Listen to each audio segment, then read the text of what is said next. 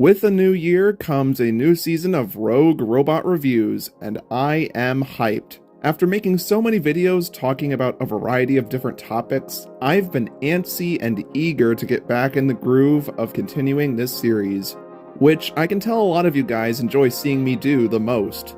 Sorry that it's been a little long since the last time, and we're still not even halfway done, for crying out loud. There's like 25 more robots for us to cover. However, I'm not going to be starting things off this time with yet another do-over of a pre-existing review of mine on a Wall-E character. Instead, I'm going to be treating you with something nice and fresh right out of the gate, because you deserve it. And nothing says fresh more than an analysis of a character who is so standard and tepid that I don't think anybody has ever actually requested for me to cover them. And that character is the D-FIB Lookalike.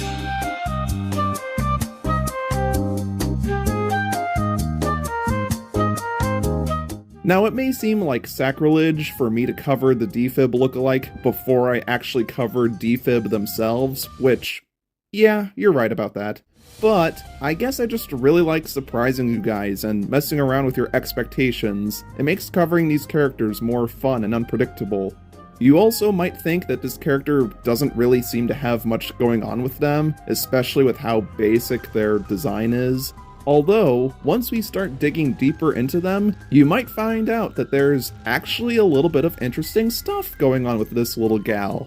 And yes, I am using female pronouns to describe them, as it has been way too long since the last time I did that. Plus, it's how I've always interpreted them. As far back as when I was a kid, I was doing that. So I'm sticking to it. And if you have, for whatever reason, any kind of issue with that... There's the door! But anyways, this is the D-FIB Lookalike. The D-FIB Lookalikes are a lineup of robots created by and Large to serve the many humans aboard the Axiom, and they likely belong to either the maintenance class or human assistance class of robots. What exactly they do is unknown. I think some of them are seen carrying trays, which implies that they're used for transporting drinks or some other kind of materials. But who knows? They could have the ability to serve many different functions, as is the case with most other utility robots in the movie. It's really up to your own interpretation as to what their specific job is. Now, we have to get into arguably the least defining aspect of this character, that being their design. The D-FIB Lookalike's main body is comprised of a typical head, with a pair of arms underneath, and a front-facing extension on the bottom. She has a darker gray main color than that of most other robots, with a pair of yellowish-green stripes going up her right side, and she sees the world around her through a pair of blue eyes placed on her left-sided vision screen. Underneath those eyes are where her barcode and her model number are located, which honestly makes her look like she has that kitty cat face thing going on. Their number says 4936. However, there's a little problem with that now, isn't there? That's the same number as what the blue grabber robot has. Oops! And FYI, this isn't the only instance of this whole number copying thing happening either. I personally find this kind of frustrating because there aren't too many distinguishable characteristics present within this robot that makes it easy to create a descriptive name for them, besides their superficial similarities to D-FIB, which I will get to in a bit, and something else. Don't worry, I'll get there. So the lack of a unique number to refer to them by is disappointing. It's not like a huge deal breaker or anything, but it kind of just throws me off. Couldn't the Pixar staff have just changed it to 4963 or 4982 or something? Boom, problem solved. As a result, it just makes this character tricky to classify. Identity theft is not a joke, Jim. But moving on from all that, she has a gray B&L logo placed onto her back, and her arms are attached to her body through a series of common extensions, hydraulics, hinged joints, and so on. Her actual arms, though, are interesting, for they're this rare curving shape with only a single small green clamper piece on top, plus these rectangular panels underneath each one. And that's just about everything of note to her visually. I'll admit that I do find this design relatively boring and uninteresting, with next to nothing about it that makes it stand out. but when contrasted against a wide range of other unique-looking robots in the movie, it's still quite serviceable. After all, let's not try to kid ourselves here. Pixar made characters like her just to be extras filling up the background and making the Axiom feel busy and populated, not drawing much attention to themselves, as is the case with just about any extra in any production. And for what she's meant to do from a meta perspective, she does her job. Sometimes you just need a normal-looking background character, a default if you will, and this design is just simply that. Although we do need to address the elephant in the room, that being, well, D-FIB. As this character's name suggests, their design looks rather similar to that of D-FIB's. The vision screen on the left with 2 blue eyes, rectangular body, protruding frontal area, stripes, 2 arms, etc. So all this might suggest that D-FIB's body was used as a basis for constructing this model, much like what we saw between Sauté and their lookalike. However, despite these very general comparisons, the two simply are not the same. Sure, the general anatomy looks somewhat similar, but the finer details just don't add up. The lookalike's head is blockier, and their vision screen is much smaller, and don't get me started on the arms. This means that the animators did not actually recycle parts between the two, so despite their label as a reskinned clone, these guys are their own individual robot. They're a pretty conventional looking one that just so happened to resemble a more popular one.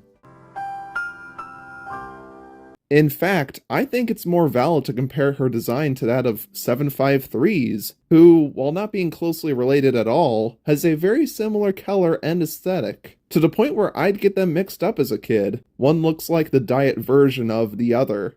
Honestly, what is the deal with this character being such a copycat? Be your own you. Be more creative.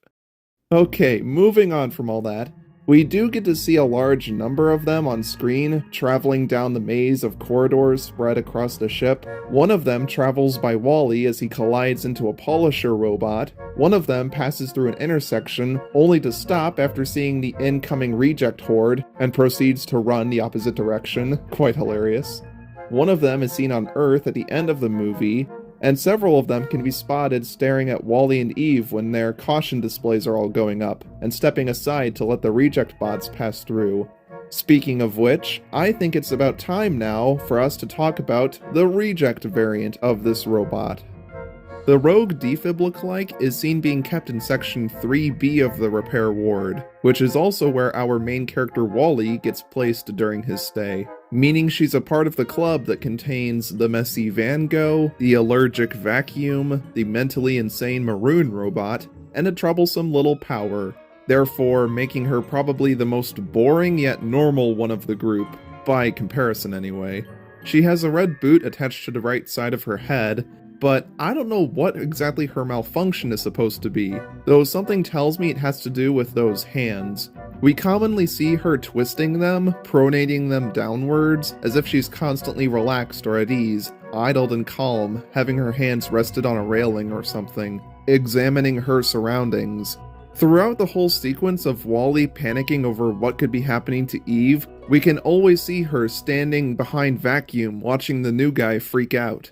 And that leads me to my own personal headcanon interpretation of her personality. Now, this could just be a me thing, but I often view her as the no-nonsense type character, the straight one, the stuck-up, almost Karen type of the group, if you will. If there was a single reject bot out of the large cast of rogue robots who would judge the others for their rampant behavior, it would likely be her. Just look at the way she stares upon Vacuum here, like, what are you even doing? In that sort of way, you could view her as the rogue robot equivalent of Angela Martin from The Office, a rather harsh and bitter lady who tends to frown down upon others for their weird habits or for just simply having fun. I don't need to see Oscar's toes at work. Gross! I mean, he looks like he just got off the boat. Dang, you just not look at his feet? Excuse me? Not wanting to participate in the silly shenanigans, standing off to the side, acting all prim and proper. Both of these, I said I didn't want to be on the internet! But occasionally ending up accepting or even embracing the insanity and cheer anyway. I normally don't enjoy making people laugh. And in case that comparison doesn't really work for you, maybe you could compare her to the likes of Zooble from the Amazing Digital Circus, who again is also rather standoffish and uncaring about these silly adventures that the others get into. Just, a lot more caring and sympathetic towards their emotions. It's funny, isn't it, how I'm able to headcanon an entire, fully fledged personality for some random glup shitto just from them standing in place doing just about nothing.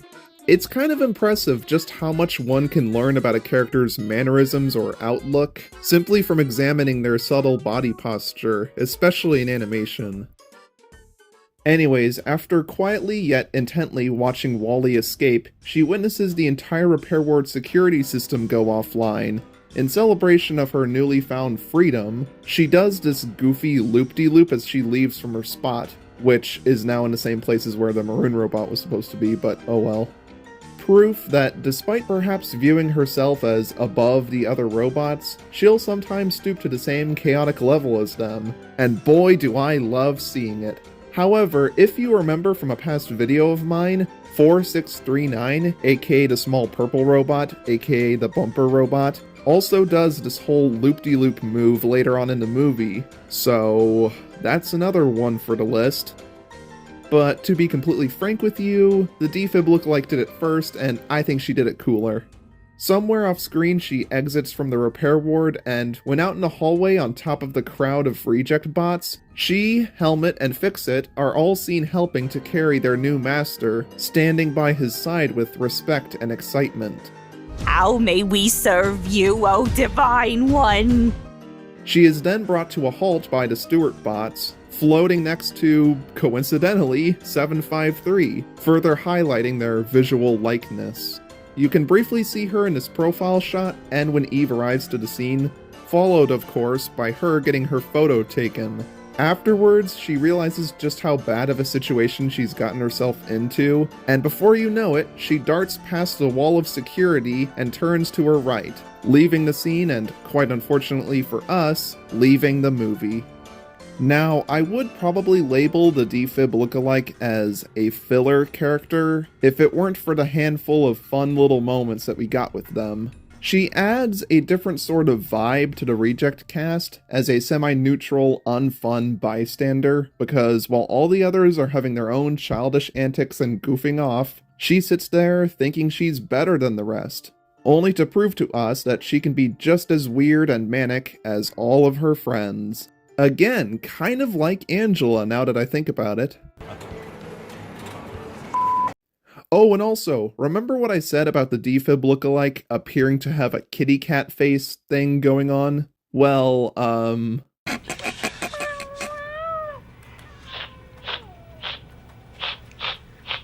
This is getting weird.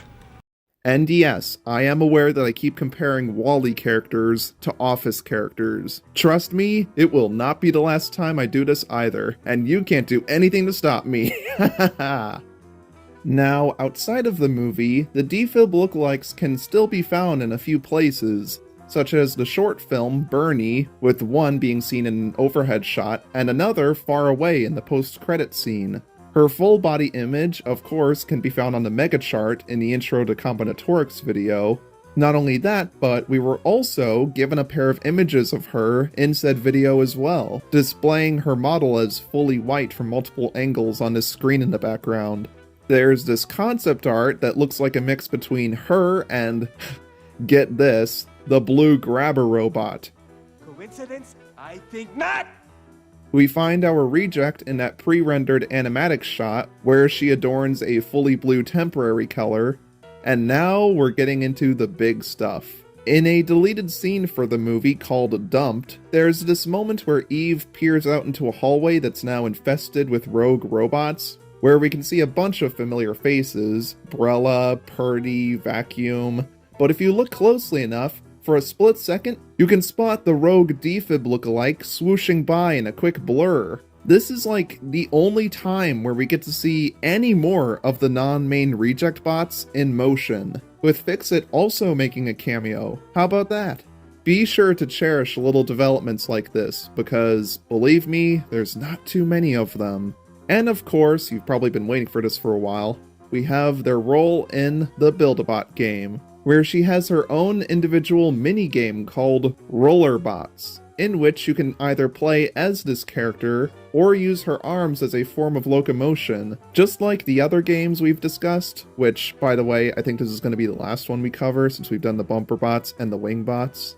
Anyways, you're placed in a long, near-endless hallway where you have to roll over speed bumps in order to gain points as your character runs progressively faster. It's pretty dang fun, but yeah, in case you somehow weren't already able to tell, this gameplay does not line up with our knowledge of her in-movie counterpart. Not at all. As quite clearly, these are not meant to be feet, let alone do they have rollerblades installed underneath. Unless you're trying to tell me that these little compartments here open up to reveal little wheels underneath? I don't know, that's pretty far out, but I guess it would make sense. Such a bizarre choice with her, and now with both of these appearances, I do have to ask, why? Like, out of all of the many interesting background bots, you specifically went with her and a few other characters in both instances. Like, you really couldn't come up with any fun ideas to do with the maroon robot, or Helmet, or this guy? I don't know. But I really don't want to complain much, because it's just great seeing this character get so much representation. Speaking of which, she has, of course, had a good bit of fan art made for her over the years.